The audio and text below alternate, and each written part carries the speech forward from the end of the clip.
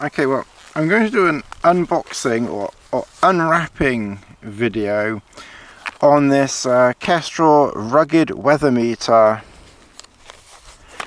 5500 with link to the phone. Now the reason why I have this is I had another 5000 series weather meter, which you would have seen in my other videos, a green colour, and unfortunately I left the batteries in it and they leaked, and despite all my efforts to try and get it working with vinegar and soda and God knows what else, it was as dead as a duck or as dead as a parrot. So I contacted Richard Paul Russell, David Ellis, who's their toppity top guy there, and sent the unit back. It was dead, they couldn't do anything, and he offered me a 10% discount off another Kestrel meter. So this one was normally just under, fraction under £400. By the time you took the 10% off, you know, it brought it down to about £340 when it was paid for. So this measures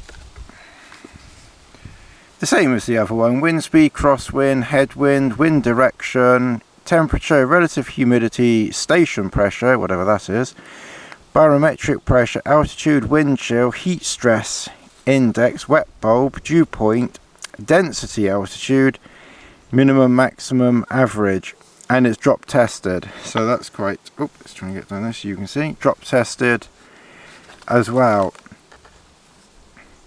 Lightweight, handheld, multifunction weather meter and data logger with large sunlight readable graphing display. Kestrel rotating vane mount. Attaches Kestrel 5500 meter to any standard tripod to convert it into a pop-up weather station.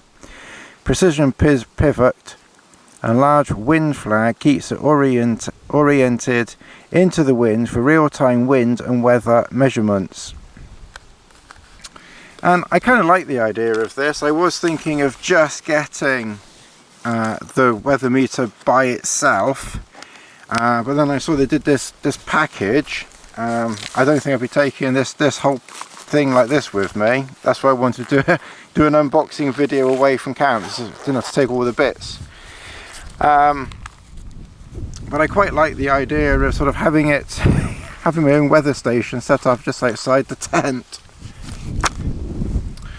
So inside the pack, let's get you lined up over there a bit.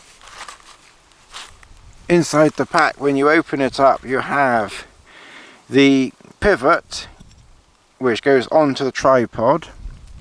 There's no bubble. That's something that I've ordered from Amazon. I think a bubble meter thingy would be useful there. Then we have the Kestrel meter itself, which is very, very similar to, identical to the other one that I had, with the flip out screen there on the right. Obviously the weather measuring device in there. It comes pre-installed with this grippy thing here, and obviously the battery goes in the back, and then that will attach onto there, which we can do in a minute. What else have we got in here? So we got a sticky thing, which is probably not that important, and then hiding down here, not sure how easy this is to get out, there we are, the little pole. And of course you've got to have it, you've got to have your 6-inch pole, haven't you? So obviously your 6-inch pole presumably goes in there, and then maybe that goes on there, something like that maybe. You probably got to get it balanced up, and that's your weather vane. This is the first time I've ever taken it out, but it really does look quite as simple as that. And then obviously the Kestrel then will fit on the top like that. And when I go camping, that's all I will need to take. So weight wise, this is the other thing, good thing with this, weight wise, the only additional weight is this plastic bit on the back. This little thing here, one 6-inch pole, which I could leave behind. I could leave that 6-inch pole behind, couldn't I? Use my 6-inch. And then this bit here. So you're only adding on this tiny bit of weight there, and that's it. So that doesn't weigh anything extra. And I usually have a tripod with me or something similar. Inside here we have, looks like, instructions. Here we have, careful when disassembling vane mount, do not pull here.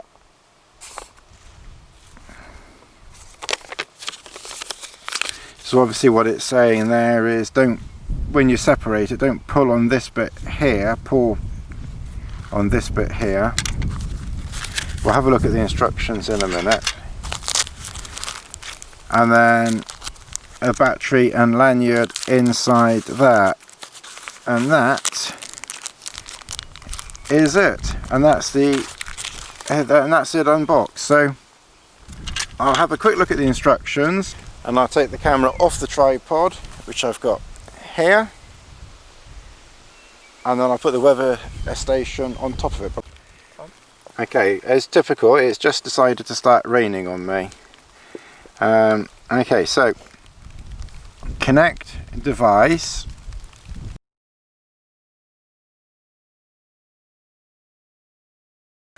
Time and date. So that's where we will set the time and date. That's where we will set compass calibration, measurements, units, language, battery lithium, humidity calculator, factory restore. So we can set time and date. The compass will probably need calibrating here. I like a 24-hour, and the time is about 3 minutes past 1. 13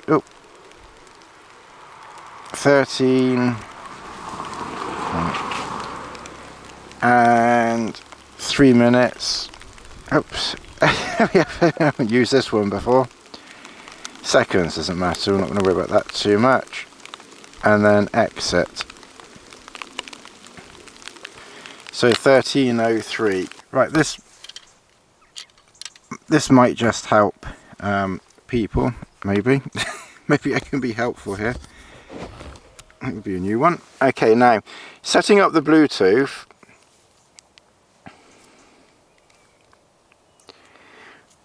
When you go into connect device and it's searching, I don't know if you can see that it's searching, but it's not finding it through here.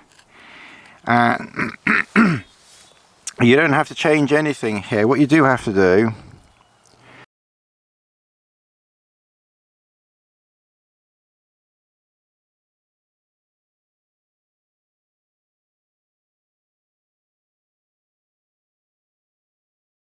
right, well, here we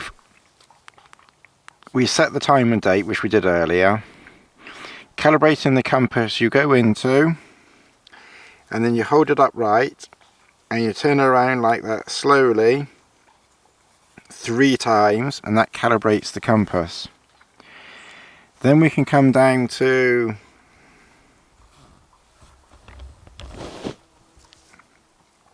measurements, and we've got time and date on, although we could turn that off if you want to. Wind direction on.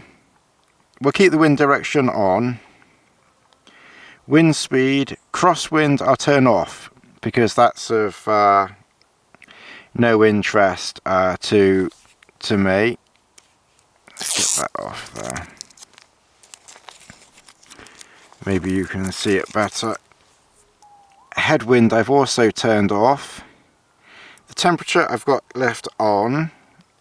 Wind chill I will keep on. Humidity on. Heat index I've turned off because I don't really know what it is. Dew point I keep on, but I'm not sure how exactly useful that is, but there might be for knowing if you're going to get condensation in your tap. Wet bulb I've turned off. Pressure I've kept on. The barometric pressure I've kept on. So what's the difference between pressure and barometric pressure, I wonder? Okay. Altitude on. Density altitude I've turned off. And then you have user screens 1, 2 and 3 where you can customize what information, say wind speed, pressure, etc, could go on one screen. So you can customize different things that go on different screens. Units I've customized, so global, I don't know what global is. Wind speed I've got as miles per hour, temperature centigrade, and pressure millibars. I think that's what we use in the UK, I think. And then come out of that, language English, battery lithium, humidity, calibrate.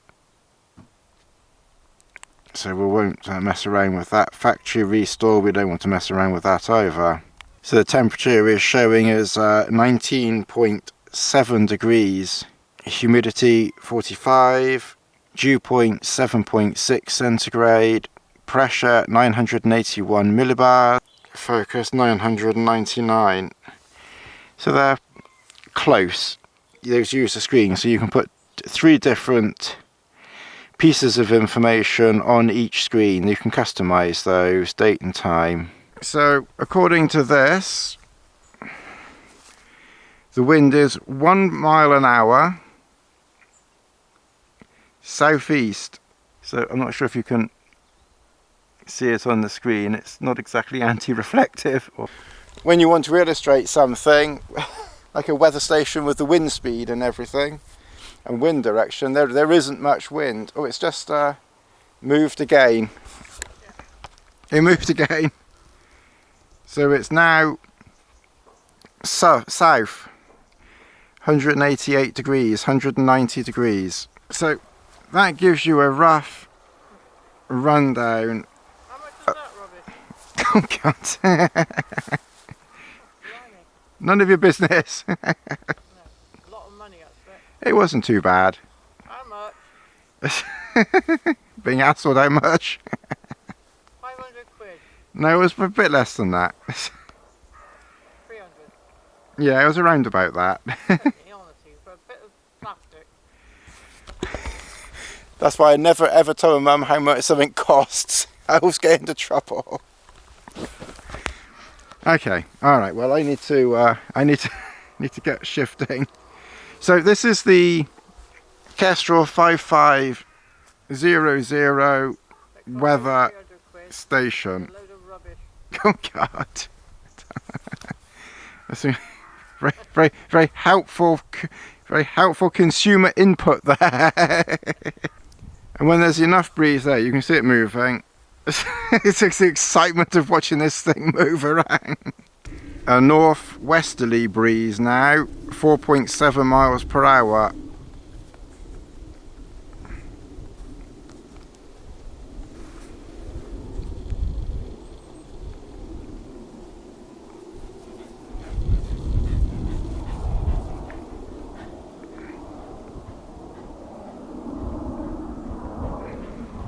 I'll just show you these pages here. So this is the main, this is like your first window, as it were, and you can scroll down using the down arrow. So then that gives you your wind direction. Then the next window is wind speed, and then the next window is temperature, and wind chill, humidity. Now you notice at the bottom it says settings, so each one is actually customizable from its own screen. So you can press this button here, and then from there you can simply change, see it, so you can change it to centigrade, Fahrenheit. So each one is customizable within its own window, as it were. And then you just go back by pressing that button there, and then if you go down, so this is the user setting customizable window things where you can have 3 pieces of information in one window. And again, each one of these is user adjustable from its own page. So you just press this middle button here, and then you can change row 1, row 2, row 3 to whatever whatever you want. So in this instance, I've got wind direction as row 1, row 2 wind speed, and then row 3 I've put as wind chill rather than temperature itself. And then you can come out.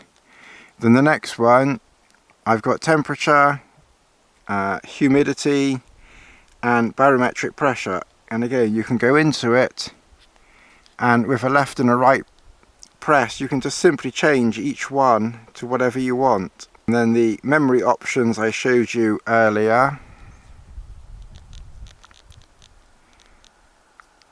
And you can clear the log if you want to. Display, auto shut off, you can adjust. Contrast, you can adjust. Backlight, you can adjust. Yes, then there's a graph there. So you'll get a graph, but because I've only just activated it, there's not enough information, but you will get a graph as well. It's enough excitement about this. Don't forget to like, subscribe, hit that notification button, and I'll see you again in the next video. And there's plenty more from the last camp to come along. See you all again soon. Goodbye.